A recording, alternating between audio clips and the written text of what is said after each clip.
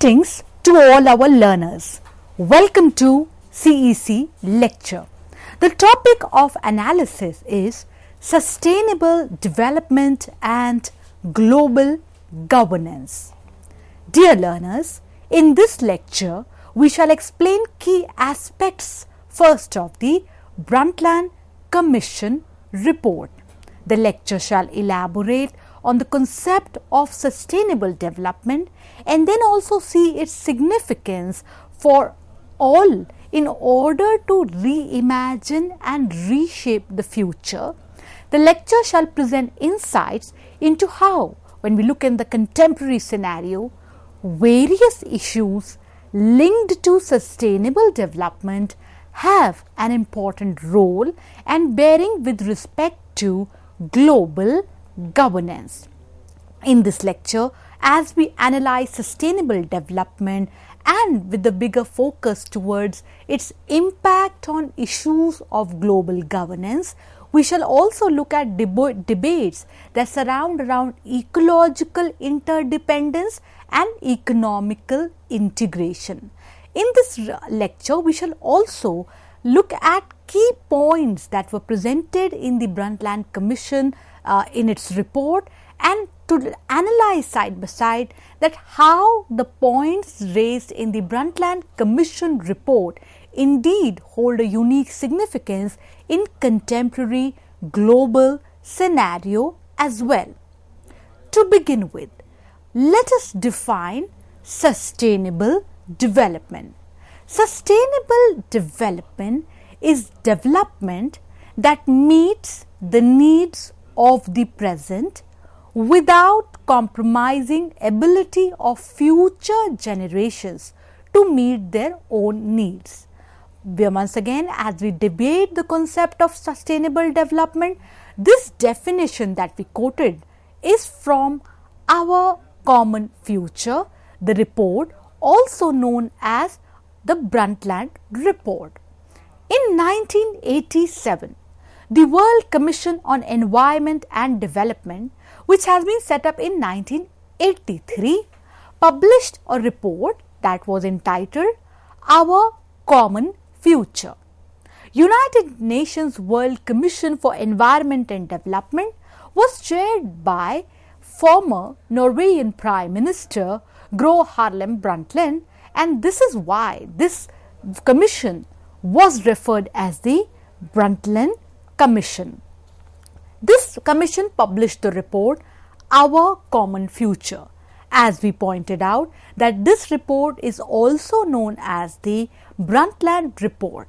Now, this report presented some very deep insights with respect to issues of growth and development, as well as with respect to issues of ecology and economy, and presenting a very important scenario when we look at the issue of future of the world.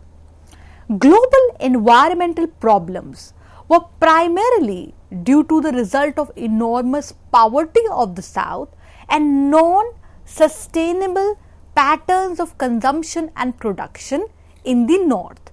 So when we look at the world from the framework of the findings of the Brundtland Report, Our Common Future, one gets the insight that patterns of development and models of growth that were being followed were not only harmful for the earth, but at the same time it also presented a north-south divide.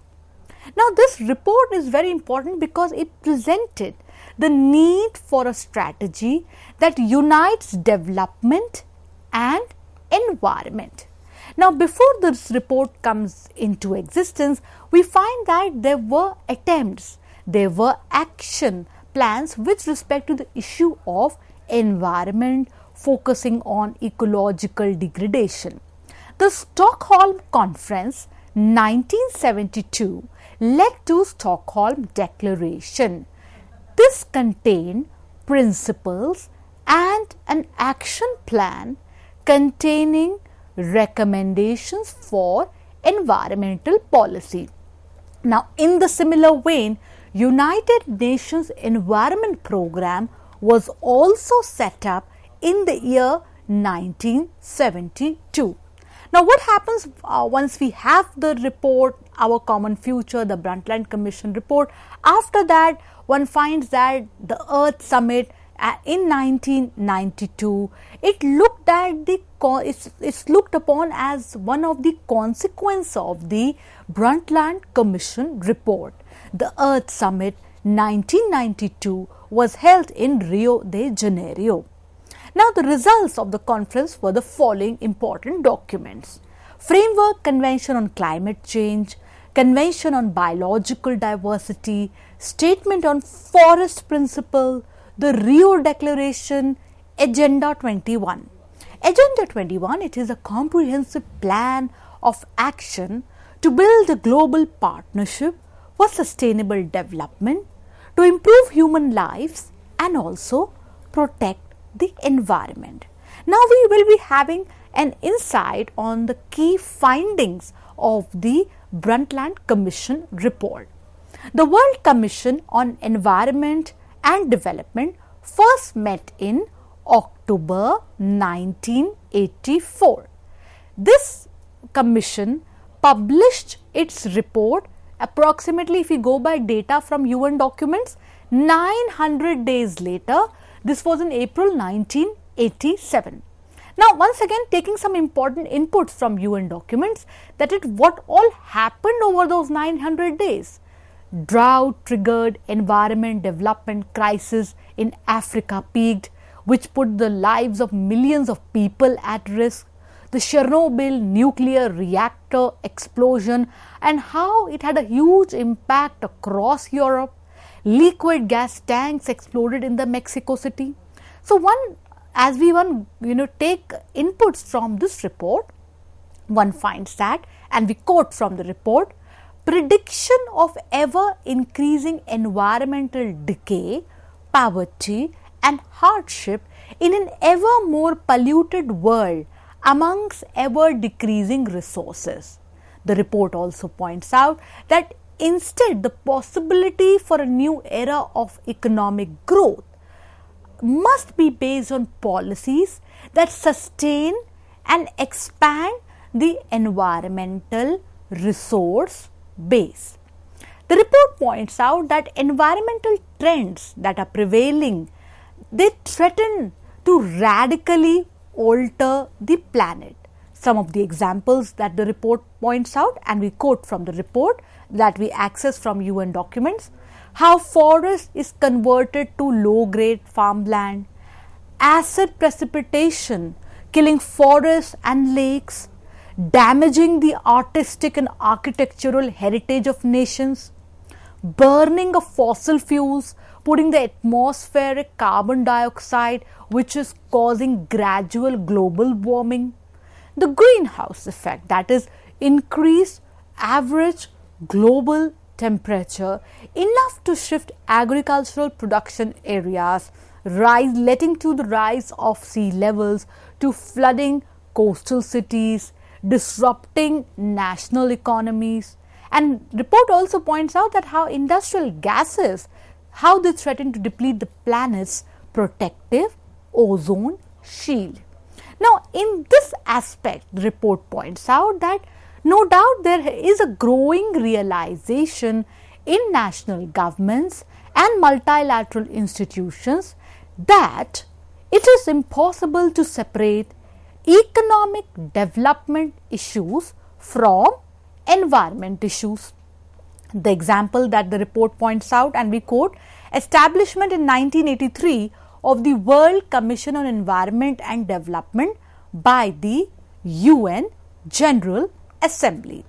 Now, one of the important aspects that the report points out, that how the planet is passing through a phase of dramatic growth and fundamental change. Now, we get two very important inputs with respect to dramatic growth and fundamental change with respect to the causing factors. The report points towards population explosion and how economic activity has multiplied. So, what we see here is then global economy and global ecology are becoming more interwoven. And as the report points out, that we must analyze impact of ecological stress. Now, what could ecological stress be like? Degradation of soil, water regimes, atmosphere, forests. What is the impact of all it on the economic prospects? Then related to it in the similar vein, the report points out that ecological interdependence has accelerated. At the same time, economic integration amongst the nations have also increased. Some important concerns that the report points out that we'll be discussing right now, and what is peculiar to be noted is that the concerns that the report pointed out are still having a huge impact with reference to both domestic as well as global policy making apparatus of several nation states. The report points out dry land degradation has sent environmental refugees in the millions across national borders. Deforestation, as the report gives example, in Latin America, Asia, is causing more floods. Problems of industrialization, that is how cities are becoming more filled with people, cars, factory. Life-threatening environmental concerns have also surfaced. So what we see here is, as the report points out, that the efforts to guard and maintain human progress, or that efforts to meet human needs, are unsustainable. The report also points out that this pattern of unsustainability is there in both rich as well as poor nations. What is the impact of unsustainability then? That is, we have overdrawn environmental resource accounts to be accountable far into the future without bankrupting those accounts. So what we see here is, as the report points out, that they may show profit on the balance sheet of our generations, but our future, our children, will inherit the losses. Once again, dear learners, we were quoting from some important inputs presented by the report, Our Common Future.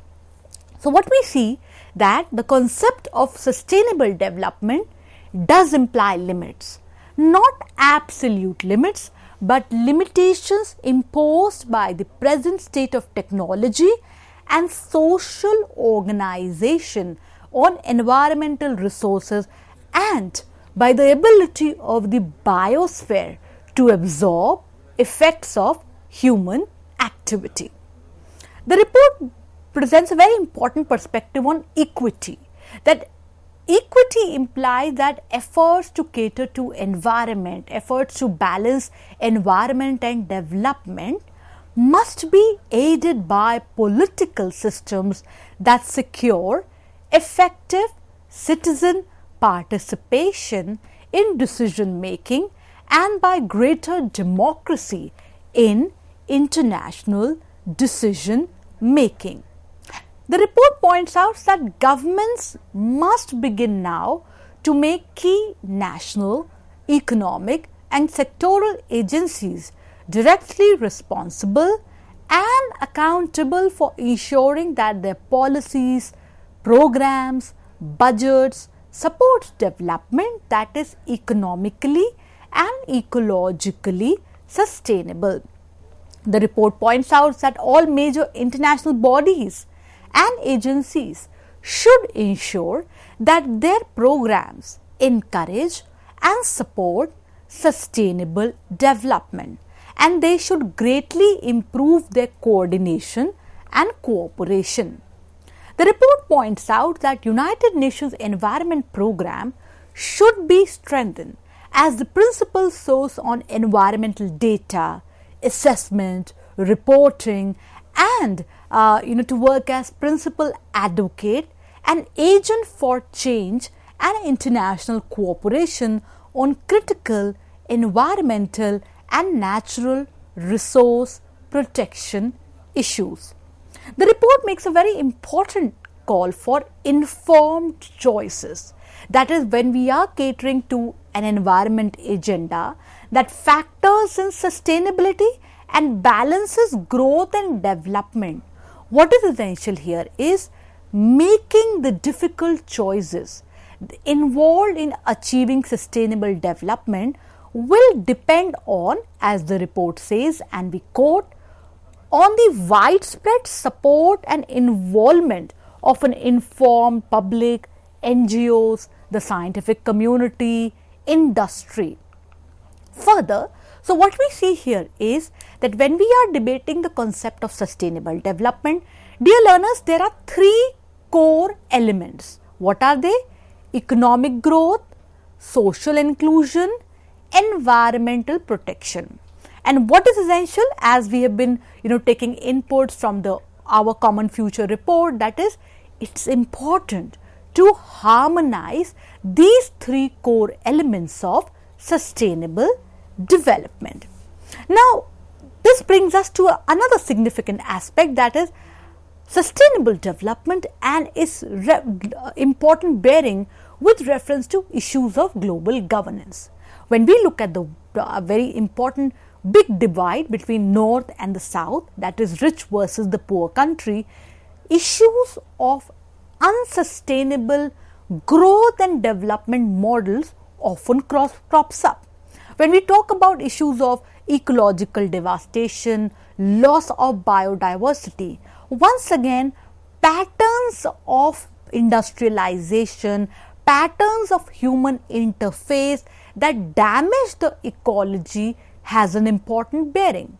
Climate change. When we look at vagaries of climate, today climate change has become an important agenda at various bilateral, multilateral, regional and international forums. So, the ethos, the ideas that were there in the Brundtland Commission report, the main perspectives that were presented in our Common Future report, that is how sustainable development and the issues towards which the report points out today have a huge bearing with reference to both theory as well as practice of global governance. North-South divide, loss of biodiversity, climate change, ecological interdependence, economic integration, all of it demand solutions that must factor in growth, but at the same time must not neglect environment also. Now, when we talk about sustainable development, we must also take into account that sustainable development goals, which are also known as global goals, they were adopted by United Nations member states in 2015 as a universal call to action to end poverty, protect the planet and ensure that all people enjoy peace and prosperity by 2030. Dear learners, when we look at sustainable development goals, 17 sustainable development goals are integrated. That is, they recognize that action in one area will affect outcomes in the others. Further, that development that must balance social, economic, environmental sustainability. We must point out here that sustainable development goals, they are built on decades of work done by countries and the United Nations. Very important to point out here that sustainable development goals are built on the principle of leaving no one behind. Now, once again, even before the concept of sustainable development goals come forward, there were a lot of efforts that were there at the global governance and at the level of international community deliberation to ensure the ideas that the concept of sustainable development pointed out, that we must balance environmental safety and protection with that of future of the planet, and to meet as well at the same time ensuring that we have adequate development mechanisms also. Millennium Declaration at the Millennium Summit in September 2000 at United Nations headquarters in New York. It was an elaboration of 8 Millennium Development Goals to reduce extreme poverty by 2015. the Johannesburg Declaration on Sustainable Development and the Plan of Implementation adopted at the World Summit on Sustainable Development in South Africa in 2002. United Nations Conference on Sustainable Development, that is Rio Plus 20 in Rio de Janeiro, Brazil in June 2012, member states adopted the outcome document, that is the future we want. The 17 Sustainable Development Goals to transform the world, that is no poverty, zero hunger, good health and well-being, quality education, gender equality, clean water and sanitation, affordable and clean energy, decent work and economic growth, industry, innovation and infrastructure, reduced inequality, sustainable cities and communities, responsible consumption and production, climate action, life below water, life on land, peace and justice, strong institutions, and lastly partnerships to achieve the goals. The Division for Sustainable Development Goals in the United Nations today, with the Department of Economic and Social Affairs, provides substantive support and capacity building for the SDGs and the related thematic issues like water, energy, urbanization, amongst others. So, what we see here is, as the report pointed out, that while we are analyzing the concept of sustainable development with reference to global governance dynamics, that is, the report aptly points out, our Common Future report, the Brundtland Commission report points out, that is, onus lies with no one group of nation. At the same time has come to break out of the past patterns. Changes in human activities that call for depend on a vast campaign of education, debate, public participation. So, sustainable development calls for concerted efforts towards building an inclusive, sustainable, resilient future for people and the planet. The concept today has a huge bearing with reference to issues of global governance. Sustainable Development Goals are blueprint to achieve a better and more sustainable future for all. And quoting from a very important reference that we take from United Nations broadcast that was on the 75th anniversary of the United Nations and the 5th anniversary of the adoption of the Sustainable Development Goals, the movie directed by very renowned filmmaker Richard Curtis, and how it pointed out that why sustainable development and the related issues of sustainable development goals are essential, because they present and they address the global challenges we face. The world has to fight poverty, inequality, climate change, environmental justice, environmental degradation, peace and justice, and all of it are essential for a future of the world based on peace and prosperity. These are some of the important references that we can take reference for our future studies also.